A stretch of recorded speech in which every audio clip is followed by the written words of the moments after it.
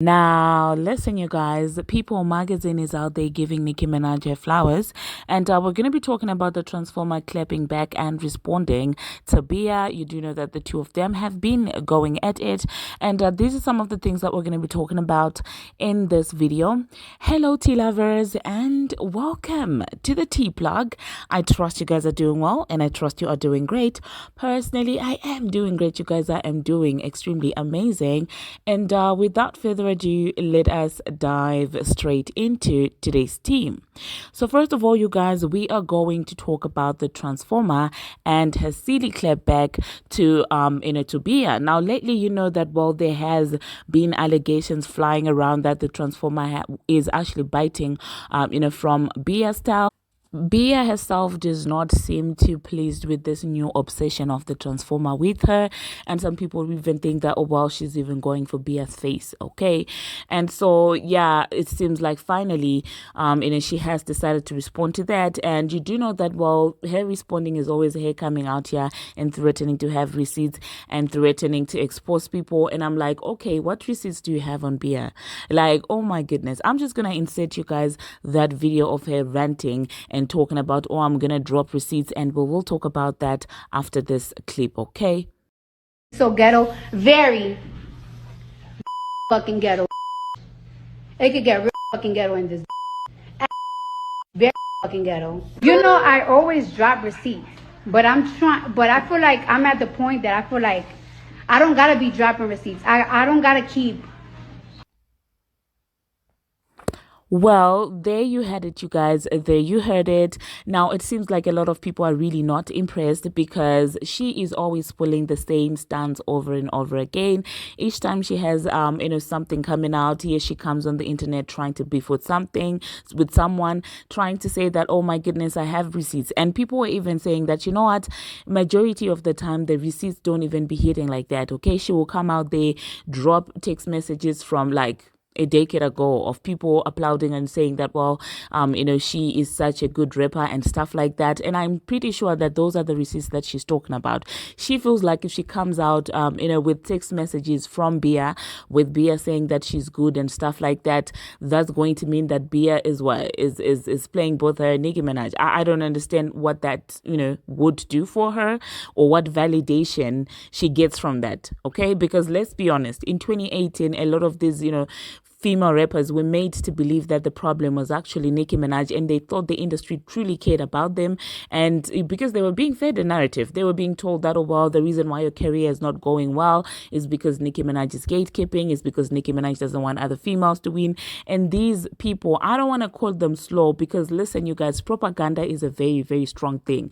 That's why you see a lot of people out there in comment sections and stuff like that who still really do believe that Nicki Minaj is the villain in all this situation. It's because propaganda is really, really such an impactful thing. Do you understand what I'm saying? It's an impactful thing. That's why even politicians rely on that. Okay, so I'm not even going to blame these girls for feeling that that way back then, because I mean, even the legends were in on it as well. The legends were out there, holding a fake funeral, a mock funeral for Nicki Minaj. So I'm just like these little girls obviously would also eat that up. Okay, so even if she does produce receipts from 2018 where Bia was talking about Nicki Minaj's gatekeeping and stuff like that, that's not a shock. Okay, that's not a shock, because a majority of people actually fell for that. Because let's not act like all the mainstream media platforms were not bought in 2018. We all know that a lot of these mainstream media platforms, they were on a payroll. They were being paid to push a narrative. And media is very powerful, you guys. It's a very powerful tool. And she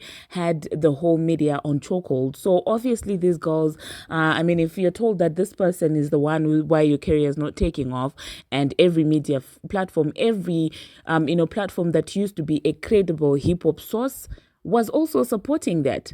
Do you understand what I'm saying? So honestly speaking, whatever Bia said in 2018, I don't think anyone cares about that.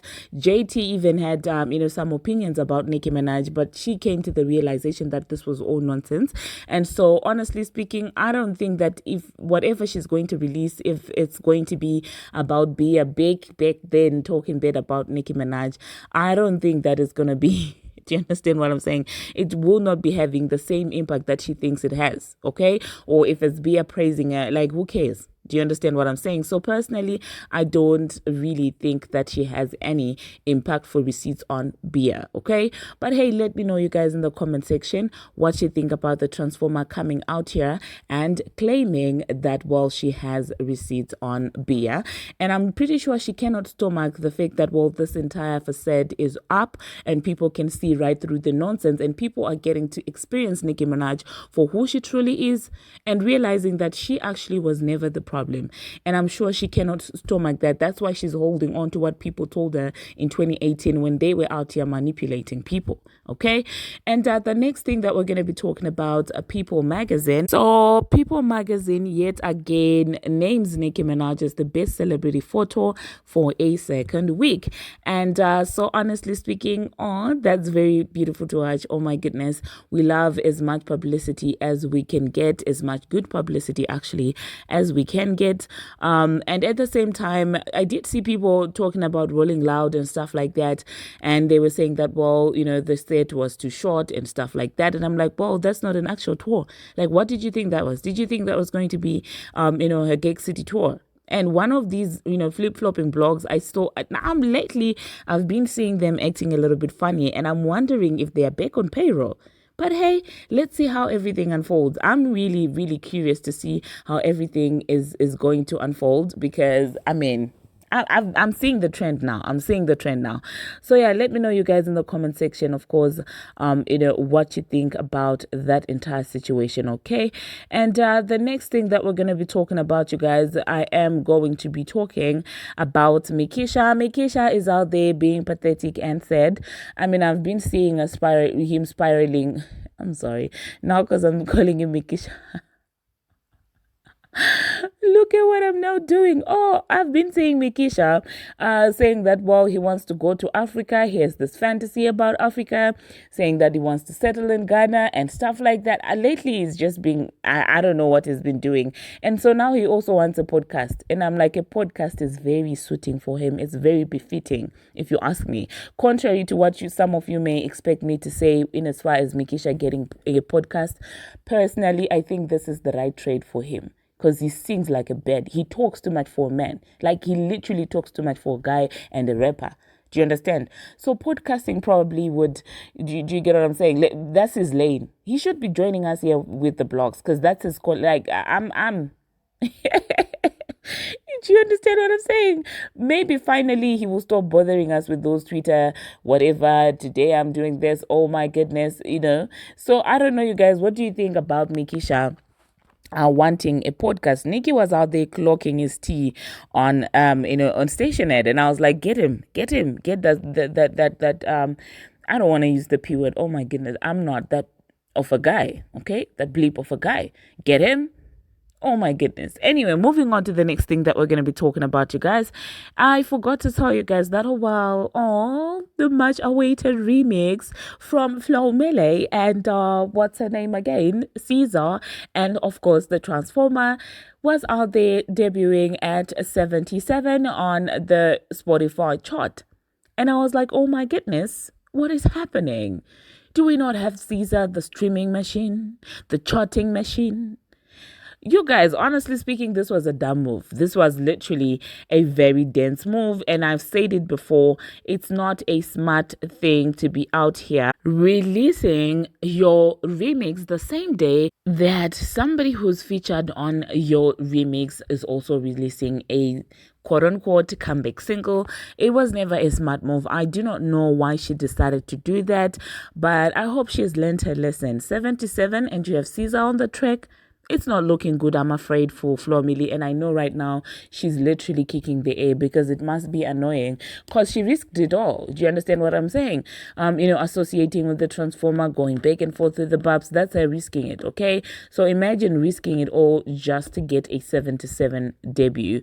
And that song, they were promoting it together as SZA and Flomilli. And I even spoke about it a lot on this channel. So obviously adding this surprise guest did not do it for her. Do you understand what I'm saying? It was not doing it for her. And also, I did see Shakira teasing a song with the Transformer as well. And at this point, I don't know if they know what they're doing. The Transformers team, it seems like they're just throwing out every and anything out there in the air, hoping for one thing to actually stick. But that's not how it works, okay? And now, like, I feel bad for her to a certain extent. Oh my goodness. I don't think she's gonna be getting her payola, like a huge payola deal budget, if she doesn't do well when it comes to these releases. Okay, so let me know, you guys, in the comment section what you think about this Flomilli Flopasian that has been going on. And the next thing that we're gonna be talking about, you guys, it seems like Karisha is coming out with new music. She did preview that music, and yeah, I don't want to be mean, but like, you guys, what? Carisha. Now I see why she, learns more into doing these, club appearances and hosting. I mean, she's getting a bag, and I feel like she should probably focus a lot more on that, because in as far as rap is concerned, unfortunately, when a group splits up, usually there's the star and there's those that lag behind, and it does seem like, unfortunately, Carisha is one of those. Okay, without Didi, the hype is not there anymore. And yeah, club appearances, I mean, get your bag. Okay, that's what I'm just gonna say. I feel like, in as far as the clubbing scene is concerned, the partying scene is concerned, she still has her audience, but rap wise, without JT, I do not know if she has actually audience.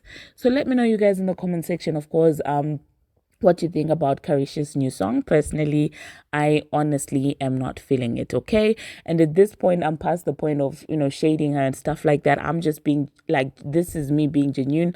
I really do not think that this entire, solo rapping thing is actually her thing. I think she should focus more on being an influencer, doing what Ari does. I think she does well in that sphere. And like I told you, this is beyond me shading her. This is like me literally speaking seriously. So let me know, you guys, in the comment section what you think about that. And the next thing that we're going to be talking about, you guys, I am going to be talking about Bruno Mars, you guys. I saw something very worrisome. People were saying that, well, he is in debt, 50 million debt, you guys, because of a gambling problem. And honestly speaking, this is very sad to watch. This is absolutely sad to watch. I do not know how it got to this point, honestly. And I hope he will be able to recover and, get back to clearing his debts and stuff like that. And it's actually being reported that practically, MGM casinos really help him. But I'm just like, why would they do something? Why would they allow him to gamble up to the point of him owing them $50 million? People are really ruthless out there, you guys. Like, wow. Let me know, you guys, in the comment section, what you think about that, in the comment section. All right. And thank you very much, you guys, for watching. And thank you very much for making it this far. If you haven't already, what are you waiting for? Smash that subscribe button and do turn on the notification bell so that you will be notified each and every time that I post. I post each and every single day, and I keep you updated on what is happening in the celebrity world on Instagram, on Twitter, and about all things trending. Until my next one, see you.